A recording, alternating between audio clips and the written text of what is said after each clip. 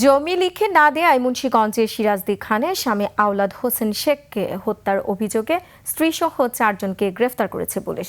দুপুরে মুন্সিগঞ্জ পুলিশ সুপারের কার্যালয়ে সংবাদ সম্মেলনে এসব তথ্য জানান পুলিশ সুপার মোহাম্মদ মিনহাজুল আলম।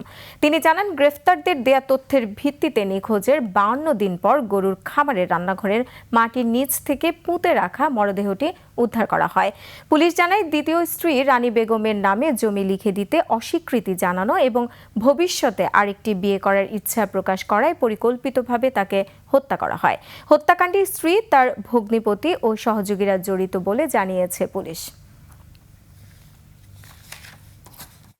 দ্বিতীয় স্ত্রী রানী বেগমের আপন বোনজামাই মানিক এবং মানিকের আরেকজন বন্ধু বোরহান, এই 3 জন মিলে এই ঘটনাটি ঘটিয়েছে। ঘটনার পেছনে রানী বেগমের যেমন তার স্বামীকে অন্যত্র বিয়ে করা অন্যত্র বিয়ে করতে না পারে এবং তার জমাজমি যাতে রানী বেগমকে লিখে দেয়, এই জন্য একটা চাপ থেকে উনি কিন্তু ইন্ধন দিয়েছে মানিককে।